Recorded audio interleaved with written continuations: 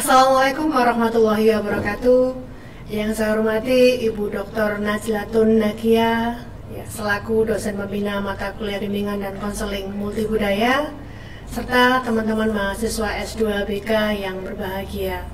Pada kesempatan ini, saya Lailatul Nurul Hasanah, nomor induk mahasiswa 200713555006, akan mempresentasikan makalah saya dengan materi Kode Etik Konselor Multibudaya.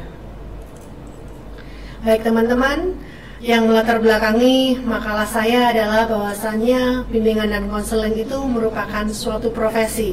Dalam hal ini juga sama seperti profesi-profesi yang lain, tentunya juga mempunyai kode etik ya, seperti dokter, bidan, dan lain sebagainya. Yang kedua, konselor dalam menjalankan profesinya ini membutuhkan kode etik. Dan peran kode etik ini adalah sebagai acuan konselor untuk menghargai keberagaman budaya yang dimiliki oleh konseli. Apa saja pokok bahasan kita? Yang pertama adalah pengertian kode etik. Yang kedua, kode etik konselor secara umum. Yang ketiga, pengertian konselor multibudaya. Dan yang terakhir nanti akan kita bahas bagaimana hubungan kode etik dengan konselor multibudaya. Baik teman-teman, selanjutnya saya akan menjelaskan tentang pengertian kode etik. Apa itu kode etik? Kode etik adalah seperangkat standar, peraturan, pedoman, dan nilai yang mengatur, mengarahkan perbuatan atau tindakan dalam suatu perusahaan, profesi, atau organisasi bagi para pekerja atau anggotanya, dan interaksi antara para pekerja atau anggota dengan masyarakat. Berikutnya, kode etik konselor. Ada beberapa etika yang harus dimiliki oleh seorang konselor. Di antaranya yaitu, satu, konselor itu harus menghormati harga diri setiap konselinya sebagai individu yang memiliki kemampuan potensial untuk berkembang dan menghadapi masalah hidupnya. Siapapun konselinya, asalnya dari mana, apa jenis kelaminnya, bagaimana budayanya, tetap konselor harus menghargai itu. Yang kedua, konselor harus menjamin kerahasiaan identitas, data, dan permasalahan konseling. Jadi kita tahu selama proses konseling, apa yang sudah disampaikan oleh klien pada konselor itu tetap benar-benar harus dijaga kerahasiaannya dan tidak boleh diceritakan kepada siapapun tanpa seizin dari konseli. Kode etik berikutnya adalah konselor harus melaksanakan layanan dalam batas kualifikasi profesional dan tidak melakukan layanan yang didasari oleh kecenderungan politik atau sejenisnya. Dalam hal ini, konselor harus netral ya, tidak boleh berpihak pada siapapun. Yang keempat adalah konselor harus menerima permintaan bantuan sesuai dengan kemampuannya. Lebih dari itu, kita harus mengalihkan atau menyerahkan pada yang lebih berwenang atau yang lebih mampu. Berikutnya, kode etik konselor harus mengirim konseli pada pihak lain yang memiliki kemampuan yang dibutuhkan konseli. Jika kebutuhan konseli akan bantuan di luar batas kemampuannya, silahkan direferal ya, mungkin pada konselor yang lain yang dianggap lebih mampu dan diminati oleh konseli. Kode etik berikutnya, konselor harus meningkatkan profesionalitas melalui pelatihan, penelitian, dan upaya pengembangan diri lainnya sesuai dengan perkembangan ilmu dan kemajuan teknologi dalam bidang terkait. Jadi dalam hal ini konselor itu harus mengembangkan dirinya mungkin dengan mengikuti pelatihan, mengikuti workshop, atau mungkin juga harus mengikuti kemajuan teknologi yang ada. Kode etik konselor berikutnya, konselor harus mengevaluasi kinerja dan kemampuannya secara berkala sebagai dasar pengembangan dirinya. Jadi harus mengevaluasi diri sendiri, bagaimana kinerja saya selama ini, apakah sudah ada peningkatan atau mungkin perlu apalagi yang perlu kita tingkatkan untuk meningkatkan keprofesionalitasan kerja konselor. Selanjutnya kita akan membahas masalah konselor multibudaya. Baik teman-teman ya, menurut SWE dalam grading 2012 dibahas bahwasanya ada 5 panduan bagi konselor agar konseling multibudaya itu bisa berjalan efektif. Apa saja itu? Yang pertama adalah konselor harus mengenali nilai-nilai dan kepercayaan yang mereka anut sehubungan dengan tingkah laku manusia yang diinginkan dan diterima. Mereka kemudian akan dapat mengintegrasikan pengertian ini ke dalam tingkah laku dan perasaan yang tepat. Jadi konselor juga harus mengenali nilai-nilai yang dimiliki oleh konseli. Kalau misalnya dia beragama Islam, kalau misalnya dia beragama Hindu, atau mungkin dia juga berasal dari Jawa, dari Bali, harus benar-benar dipahami apa sih sebenarnya nilai-nilai budaya orang Bali, apa sih sebenarnya nilai-nilai orang Islam, dan lain sebagainya. Yang kedua, konselor harus menyadari kualitas dan tradisi dari teori konseling yang umum dan bersifat kultural. Dalam hal ini, tidak ada metode konseling yang bebas dari pengaruh budaya. Jadi semua itu dipengaruhi oleh budaya, baik yang dimiliki oleh konselor maupun budaya yang dimiliki oleh konseling. Selanjutnya, konselor harus mengerti lingkungan sosial politik yang telah mempengaruhi kehidupan para anggota kelompok minoritas. Karena memang manusia adalah produk dari keadaan di mana mereka hidup. Hidup di Jawa pastinya dipengaruhi oleh budaya Jawa, hidup di Kalimantan pastinya diwarnai oleh budaya yang ada di Kalimantan. Jadi konselor harus benar-benar mengenali itu. Yang keempat adalah konselor mampu berbagi cara pandang dari klien dan tidak menanyakan keabsahannya. Jadi harus diyakini kalau emang dia beragama Nasrani atau emang dia Katolik, ya diyakini tanpa harus dibantah keasliannya atau kebenarannya. Yang kelima, konselor harus benar-benar kreatif dalam praktek konseling ya.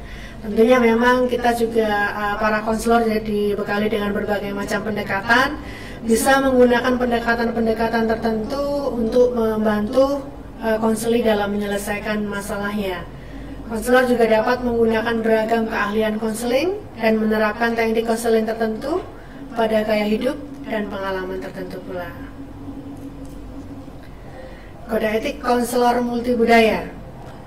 Baik teman-teman, ya ada beberapa pedoman yang dapat membantu konselor mengatasi masalah yang berkaitan. Antara lain, bahwasanya harus disadari setiap individu berhak menentukan arah hidupnya, tidak boleh dipengaruhi.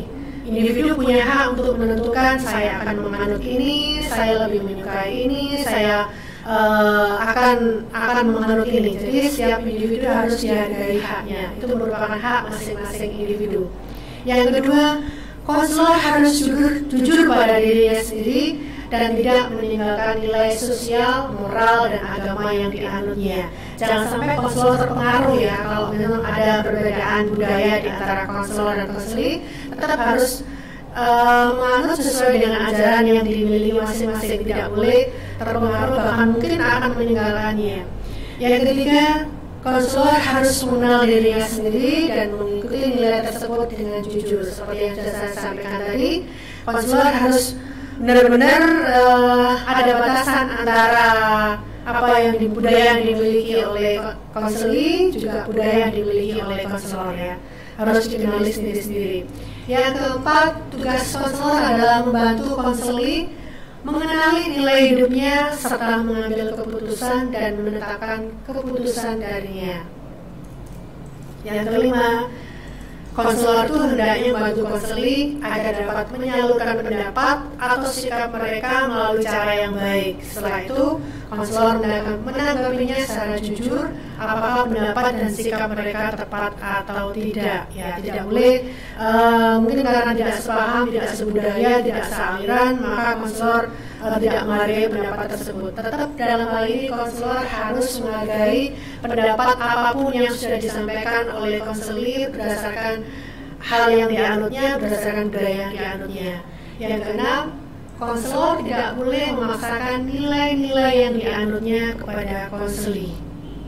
Seperti yang saya sampaikan tadi, kalau misalnya ada perbedaan paham antara konselor dan konseli, otomatis ini benar-benar harus dihargai. Tidak boleh konselor mencoba memasukkan aliran yang dimilikinya pada konseli. Misalnya konselor beragama Islam mencoba untuk mengaruhi konseli untuk menganut agama Islam, dan itu memang benar-benar tidak boleh dan tidak sesuai dengan kode etik konselor. Yang ketujuh, konselor tidak menentukan sesuatu itu benar atau salah ya. Jadi konselor tidak boleh membuat menjudge ya ini salah, ini benar, atau kamu tidak tepat, atau mungkin ini salah.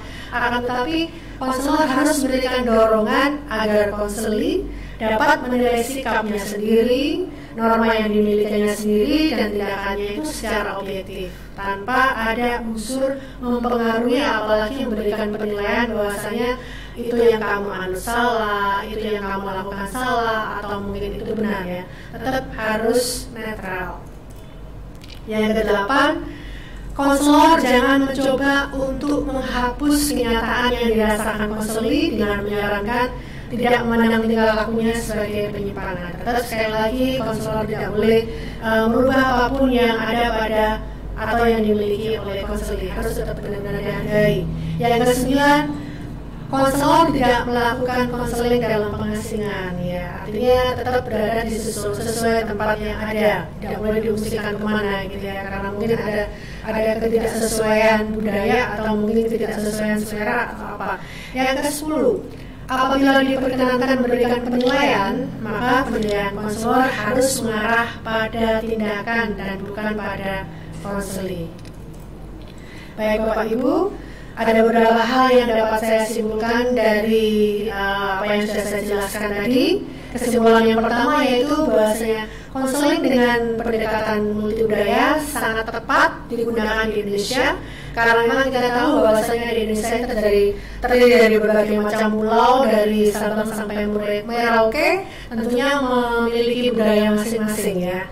Sangat tepat digunakan di Indonesia dengan kultur yang bermacam-macam tersebut. Yang kedua, tujuan dalam konseling multibudaya adalah memperkenalkan, mempelajari, dan membantu klien dalam memahami nilai-nilai budaya lain untuk dijadikan revisi di dalam membuat perencanaan, pilihan, keputusan hidup ke depan yang lebih baik. Dan kesimpulan yang terakhir, konselor maupun konseli akan berjalan kondusif apabila individu dapat saling menghargai terhadap keragaman nilai-nilai yang melekat pada diri masing-masing, yaitu pada diri konselor maupun konseli. Demikian Bapak Ibu semuanya yang dapat saya presentasikan terkait dengan kode etik yang harus dimiliki oleh konselor multibudaya. Semoga bermanfaat dan kurang lebihnya saya mohon maaf. Saya akhiri. Wassalamualaikum warahmatullahi wabarakatuh.